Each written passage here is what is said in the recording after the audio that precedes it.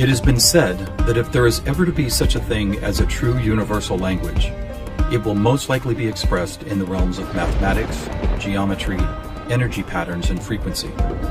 Could it be that this language, or at least the foundation of it, already exists here on Earth? Is it possible that over the course of thousands of years, we have been somehow guided in the process of creating this new form of communication? And if so, what type of information will be conveyed through it that could not be expressed any other way? In the search for answers, we must be prepared to trek through both time and space, to open our eyes and minds wide enough to notice compelling coincidences, and to stand back far enough to see if the building blocks of some kind of mathematical, spatial, frequency-based language emerge. But before we begin our journey, we will pause here in the present day to notice some of the ways that we measure and tabulate the world around us. This is an important step, for how we count and measure things can be as revealing as why we count them. First, we will take a look at the way we measure time. For all practical purposes, the smallest unit is 1 second, and we all know it takes 60 seconds to make a minute, and then 60 of these minutes to make an hour. This hour, of course, is the unit by which we divide our days, and these days become months, years, decades, centuries, and so on. Speaking of 60, let's take a moment to notice that all geometry, whether it is 2 or 3 dimensional, is also derived from base 60 mathematics that provide the foundation for a 360-degree circle, which in turn provides us with all the angles and formulas for creating virtually every shape known to humankind. Now let's look at how many cultures from all over the world have chosen to count and group things.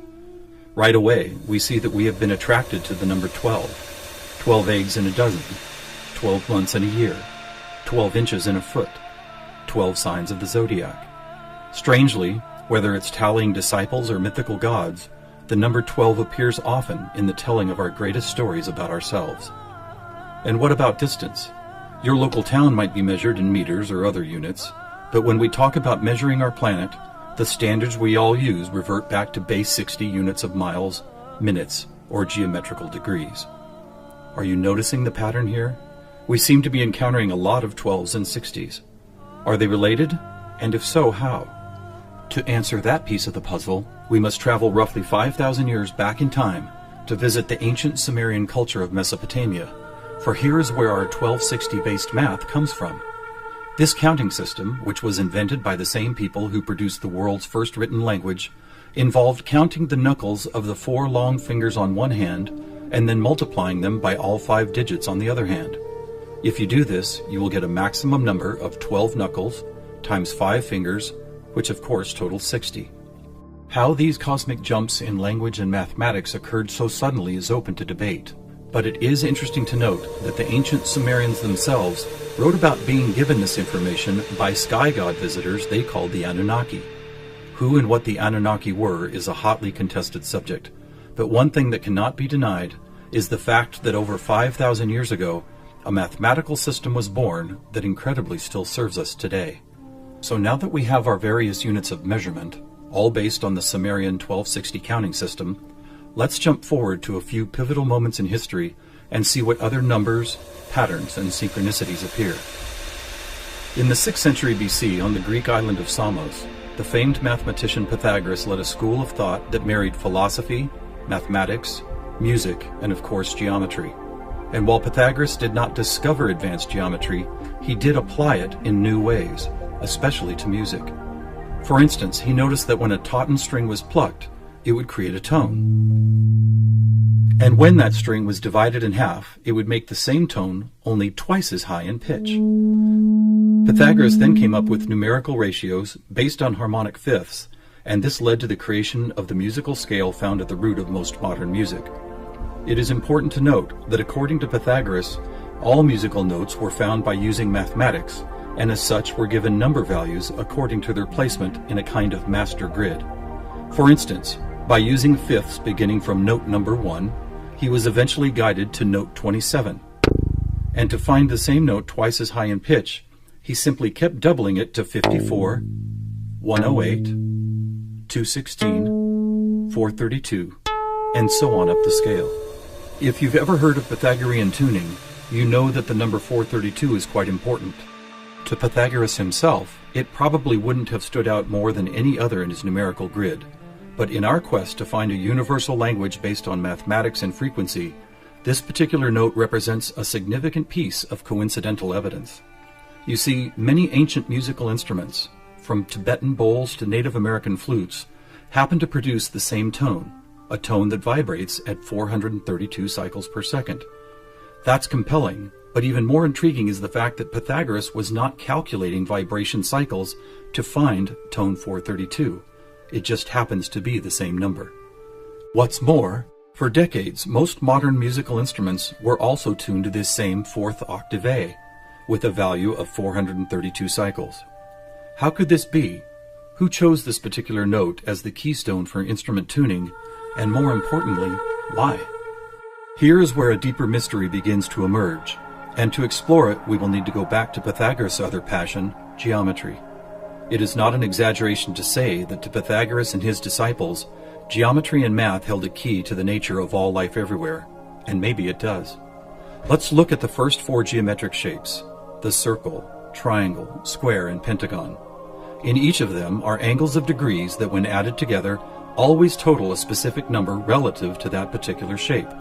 For instance, if we take a triangle, the sum total of all three interior angles is always 180. For both the square and circle, it is 360. For a pentagon, it is 540. Now at this moment, let's step back and look at these numbers in a different way, as there seems to be something about them that reaches beyond a simple sum of angles. Did you notice that they happen to be in the same numerical neighborhood as tone 432? What's more, they all add up to 9, just like 432. As an experiment, let's take a look at the numbers found in basic geometric shapes, then apply those numbers as vibration cycles to hear the tones they produce. First, let's listen to what the 180 total degrees contained in a triangle sound like.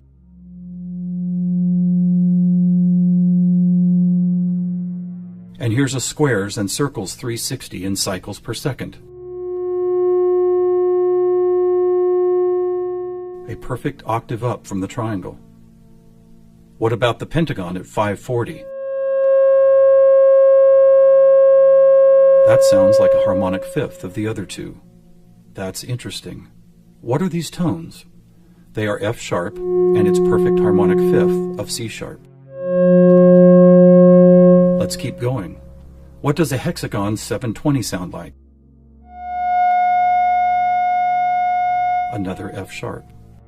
Here's a seven-sided septagon, which totals 900.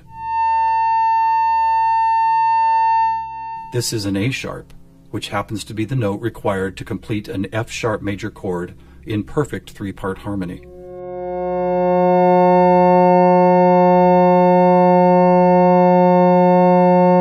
And finally the octagon, where we get 1080, another C sharp.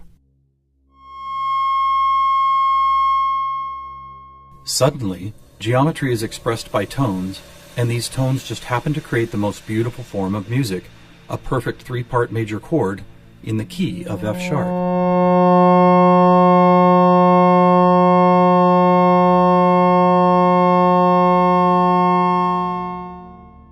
Is this something we've been missing for years? Is it important? To the famous philosopher and mathematician Plato, the answer would have been a resounding yes, for it is Plato who advanced the study of two-dimensional geometry into three-dimensional geometry, and who began to recognize that nature, whether expressed as a tone, the petal design of a flower, or the spiraling design of a seashell, seemed to follow a 3D mathematical pattern. In fact, it became an obsession of Plato to try and find the simplest three-dimensional geometric shapes, and his quest ultimately revealed what we now call the Platonic solids. In essence, these forms represent the most elemental construction blocks found both in human-made and natural forms. So let's see if and how they fit into our geometry tone grid. First, there is the tetrahedron, or a three-sided pyramid comprised of four interlocking triangles. As we did before, let's add up all the angles found in those four triangles. The answer, 720, which we have already seen is the tone F sharp.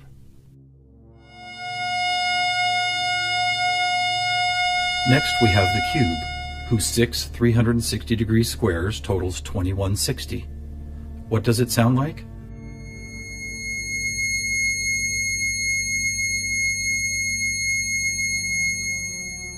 2160 is a high C sharp, and as you will see later, a very interesting number for other reasons as well.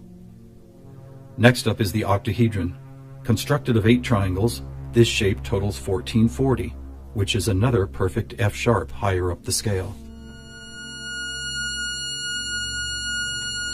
The icosahedron is made up of 20 triangles, so the total number of degrees is 3600.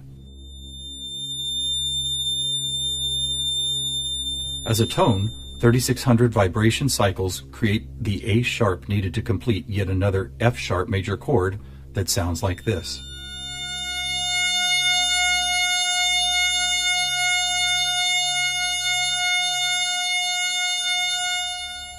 At this point, we have seen how 2- and 3-dimensional geometry can be expressed by the notes found in an F sharp major chord.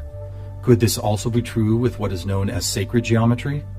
To find out, we will first need to build a design called the germ of life, which, when repeated, goes on to reveal the seed of life, then flower of life pattern found at sacred sites all over the world. First, we start with a circle at 360 degrees, which is the familiar F sharp. We then add our second circle, bringing the total to 720, another F sharp. 3 circles totals 1080, which provides the harmonic fifth of C sharp. 4 circles is 1440, another F sharp. 5 circles totals 1800, or the A sharp needed to once again provide the harmonic third of an F sharp major chord. And finally the 6th circle, which brings the total to 2160, another C sharp. Amazing! It's as if we can now both see and hear the flower of life pattern that has intrigued humankind for thousands of years. So now we have 2-dimensional geometry, 3-dimensional geometry, and even sacred geometry being represented by different variations of an F sharp major chord. How is this not common knowledge? How have we missed this connection? There are actually 3 explanations. 1, for reasons ranging from the mundane to the conspiratorial, musical instruments are no longer tuned to an A vibrating at 432 cycles per second, but rather 440. 2, modern tuning calls for equal temperament, which no longer adheres to Pythagoras' whole number simplicity. And 3, the tuning method required to reveal geometric shapes is based on a mathematical grid rather than mathematical ratios. This grid, if it had a name, would probably be called something like factor 9, because the number 9 is found not only in the sum of every note on the grid, but also as the number required to move up or down the scale. For instance, if we started at note A at 216 cycles, all we would have to do is add or subtract the number 9 to reveal all the other tones in that octave. And it is here, on this incredible factor 9 grid, that we find not just some of our geometric numbers, but all of them. Conversely, modern A440 tuning reveals not one correlation to geometric numbers. Now let's go back for a moment and take a look at one of these numbers, 2160, the number expressed by both the cube and the germ of life pattern. You may have already noticed that without the 0, it is exactly half of our magic 432. That's worth noting, but what is even more intriguing is the way this number keeps showing up in other large-scale measurements. To discover one of these measurements, we will need to jump forward from Plato's time to when the Mayan civilization was flourishing. Roughly 1500 years ago, Mayan stargazers were the most accomplished astronomers the world had ever known. Their concept of cyclical time led to many incredible discoveries: the accurate length of a year, the exact dates of seasonal changes, even the moments when solar and lunar eclipses would occur. But their most amazing discovery was of something known as the precession of the equinox, which makes note of a very slow wobble of Earth's axis. Somehow aware of the fact that this wobble takes 25,920 years to complete, the Mayans called this cycle one great year, with each of its 12 great months requiring 2160 Earth years to complete. And what about this? Did you know that the diameter of our moon, when measured in miles, also happens to total, you guessed it, 2160? Lastly, watch what happens when we apply simple division to this highly synchronous number. 2160 divided by 2 is 1080, the angle sum of the octagon. By 3, 720, the total of the hexagon. By 4, 540, the pentagon. And by 5, Are you ready? It's the ketone of 432. And by 6, 360, the number of both the square and circle. All F sharps and C sharps, with our 432A thrown into the mix, as if it were some kind of clue to solving a cosmic riddle. Maybe we should look at this number even more closely. As we've stated, our closest celestial neighbor, the Moon, is 2160 miles across, and 216 is exactly half of 432. What about the other large object in our sky? Were you aware that our Sun is 864,000 miles across? Incredibly, where the Moon's base number sequence is half of 432, the Sun's number sequence is exactly twice 432. And do you know how many seconds there are in a day? 86,400, or 43,200 for the 12 hours of day, and 43,200 for the 12 hours of night. Or try this. Take the 360 degrees found in the circular shape of our Sun and Moon, and then multiply it by the 12 hours of either day or night. The answer, 4320. Or how about this? What is the only whole number that when squared comes to within 0.01% accuracy to measuring the speed of light? 432. What is going on here? We have all these different things: Earth cycles, time and celestial measurements, geometry, sonic frequency, yet they are all represented by the same numbers over and over again. To answer that, we must search for the factor common to all of them, and that common factor is the 5,000-year-old Sumerian 1260 counting system. It is what gave us the inches to a foot, the seconds to a minute, and the 360 degrees in geometry. It's almost as if the sky god visitors, who the Sumerians called the Anunnaki, provided humanity with a counting system that would lead to the discovery of these synchronicities. Could it be that the number 432 really is some kind of cosmic key that unlocks a language of higher understanding? And if so, have these sky visitors ever been back to make sure we don't miss the importance of the 432 matrix? One possible answer can be found in the story of a man named George Van Tassel, a respected aeronautical engineer who believed he was contacted by extraterrestrial beings in the early 1950s. During this encounter, Van Tassel said he was provided with a mathematical formula that could be used for everything from time travel to sound frequency healing, and which he used to build the world-famous Integratron near Joshua Tree, California. What is this formula? It is F equals 1 over T, or frequency equals one particular something divided by the number of time. Well, what if that one something was the biggest one on our planet, the one great year of 25,920 discovered by the Mayans? And what if the number for time was the most logical choice of 60?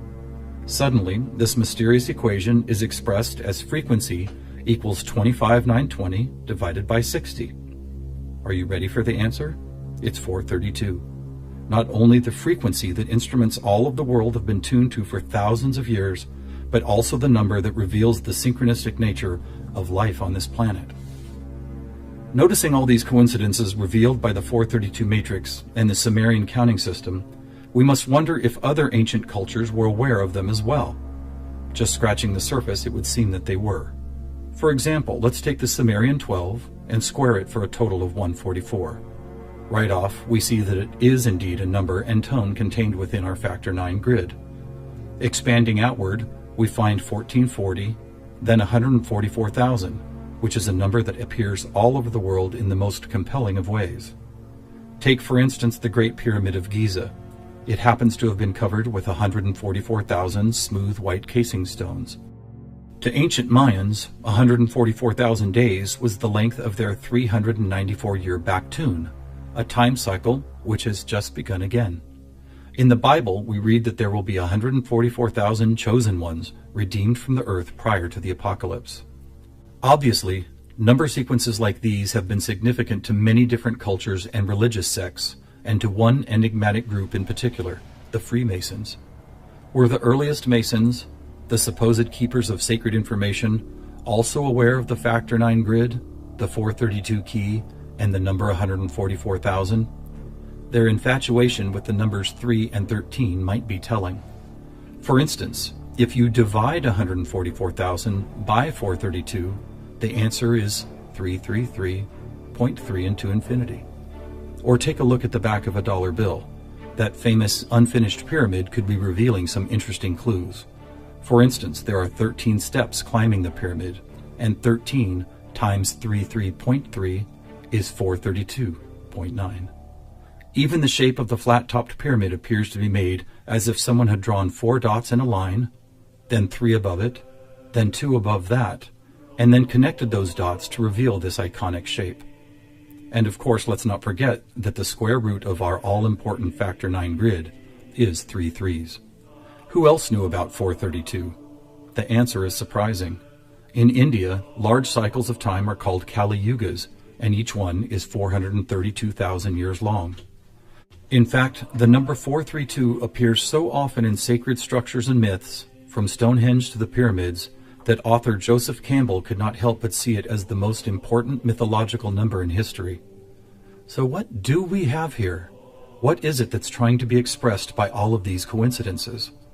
One answer is that over the course of history, we have been somehow guided toward both the subconscious creation and eventual conscious recognition of a grand pattern based on frequency, mathematics, time, space, and geometry.